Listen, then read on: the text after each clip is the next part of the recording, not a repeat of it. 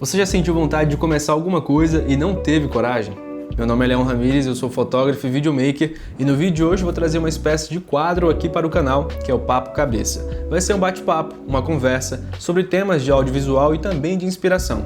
Na minha família, eu sou conhecido como Cabeção. E como vai ser um bate-papo, eu resolvi colocar esse nome, Papo Cabeça. No vídeo de hoje, a gente vai conversar um pouquinho sobre crenças limitantes e como isso pode atrapalhar a sua carreira. Uma das coisas que eu acredito que mais atrapalha para quem está começando no audiovisual é a curva de aprendizado. A gente tem a tendência a acreditar que a gente não está pronto, que a gente tem que aprender mais ainda, e a gente fica nessa curva de aprendizado que é muito longa. Então a gente começa aqui estudando alguma coisa, e estudando e vai estudando, e nunca chega na hora da prática. E a gente demora para começar alguma coisa porque a gente acha que não tem capacidade para aquilo e não está totalmente preparado. Mas eu vou te dizer uma coisa, a gente nunca vai estar 100% pronto para fazer alguma coisa dentro do audiovisual, porque todos os dias surge uma técnica nova, todo dia surge uma tendência nova, e a gente tem que estudar aquilo ali para se adaptar ao mercado. Isso não pode te impedir de começar. O interessante é que você estude alguma coisa e depois coloque em prática aquela técnica, porque aí sim a gente vai conseguir estudar e também já entrar em ação e não ficar muito tempo parado sem começar. Uma outra coisa que atrapalha a gente a começar alguma coisa dentro do audiovisual é o medo das oportunidades. Por muitas vezes eu perdi alguns trabalhos ou deixei de fazer porque eu achava que não tinha capacidade para aquilo e que não estava pronto para aquilo.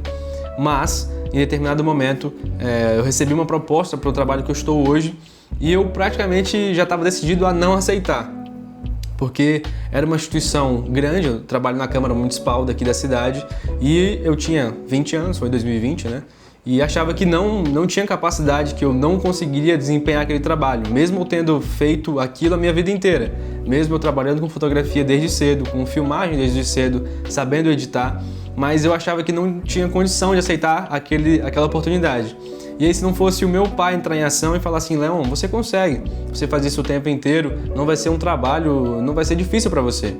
E aí sim, só depois de ele me encorajar, foi que eu aceitei a tática. E ele me convenceu da seguinte forma, ele falou, Leon, aceita o trabalho. Se por um acaso der algum problema, se você não conseguir desempenhar, o máximo que vai acontecer é ser demitido. Então, depois as coisas iam se resolver. E eu comecei a adotar isso para a minha vida profissional dentro do audiovisual também.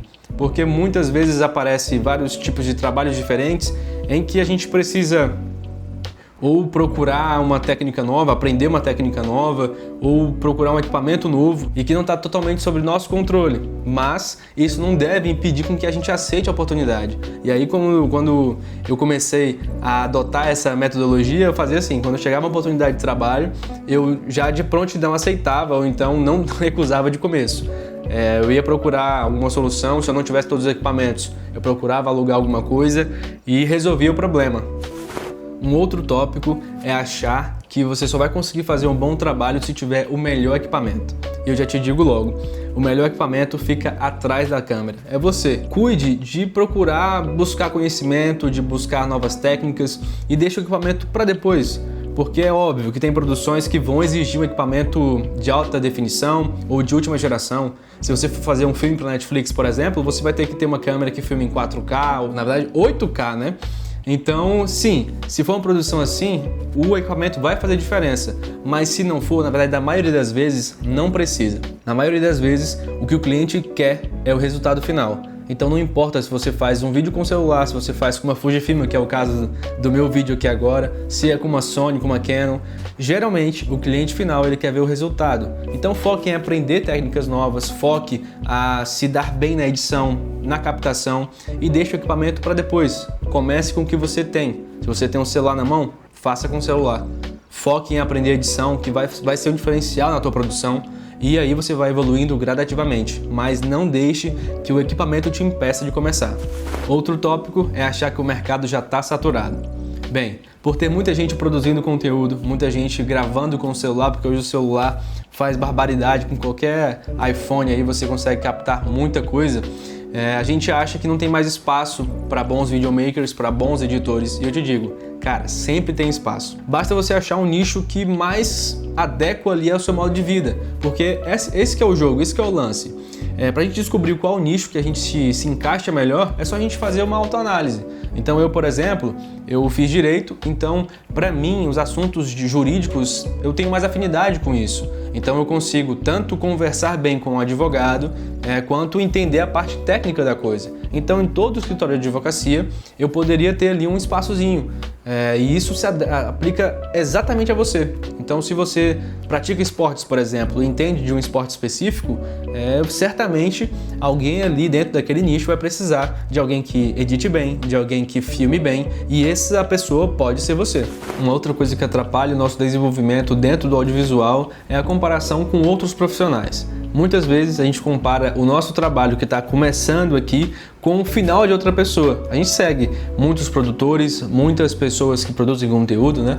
A gente segue produtoras e pessoas que trabalham com audiovisual, que já estão no mercado há 10 anos, 20 anos, e a gente que está começando tem a noção de que o nosso trabalho não está parecido com o que esse outro profissional está desenvolvendo. Mas de fato, a tendência é que não esteja, porque a gente que trabalha muitas vezes sozinho não tem como chegar no mesmo nível de produção que uma pessoa trabalha com uma equipe de 10, com uma equipe de 20 pessoas. Então é muito complicado competir com essas pessoas. Mas isso não pode ser um impeditivo, isso não pode fazer com que a gente não produza. A gente não pode deixar de postar algum material por achar que o nosso material que foi produzido por uma pessoa só, né, não é o suficiente. A gente deve produzir nosso conteúdo, postar isso nas redes sociais e não ligar para os comentários negativos se tiver. E agora, para fechar o vídeo, eu quero deixar uma dica bônus para você. Falar sobre a importância da construção de um portfólio. O que seria um portfólio? Nada mais é do que o seu material, aquilo que você já produziu. Porque quando um cliente vai procurar o seu trabalho, ele vai sempre pedir o teu portfólio. Ele vai falar assim, olha, o que você já produziu? Para saber se aquilo que você faz vai de encontro com o que ele precisa. Então, geralmente, a gente já deixa isso pronto, com materiais, links talvez, né, linkados, ou um site, uma plataforma que a gente escolhe para isso, e lá tem todo o nosso material, tanto de fotografia, de vídeo, o que você faz. E quando a gente está começando e não tem tanta experiência assim, não tem tanta confiança, é bom a gente oferecer nosso trabalho de graça. Isso mesmo, de graça. Por quê? Porque oferecer o nosso trabalho de graça para montar um portfólio vai nos dar algumas vantagens. Uma delas é adquirir experiência, porque dentro de um set, dentro de um local de gravação, acontece muito imprevisto. Sempre vai faltar um cabo, sempre vai faltar alguma coisa ali, sempre vai dar algum erro. E se você já tiver alguma experiência pregressa, você vai conseguir desempenhar aquilo muito melhor e vai conseguir resolver o problema. E outra coisa é ter esse material já de arquivo, já de backup. Porque se você não tiver nada captado, você não vai ter essa confiança, você não vai ter essa autoridade, essa autonomia dentro daquele nicho. Então isso é bacana para você construir seu portfólio, para que outros clientes possam se interessar pelo seu trabalho. Então no começo da carreira não vai ter jeito, viu? Vai ter que oferecer o teu trabalho de graça. Inclusive, se você quiser um vídeo falando sobre portfólio, como construir o seu, em que site colocar, como desenvolver dentro da página, só colocar aqui nos comentários. É isso aí, pessoal. Esses aqui foram alguns tópicos que eu acredito que nos limitam. Então não deixe que os comentários negativos te atrapalhem, siga sempre produzindo, aprendendo, estudando as técnicas novas que estão surgindo no mercado, mas não deixe de produzir. Estude, mas pratique também. Se você gostou do vídeo, se foi interessante para você, curte, compartilha, comenta aqui, deixa a sua opinião, vai ser bacana. É um bate-papo, tá? Então eu tô falando aqui, mas eu quero ver a sua opinião também.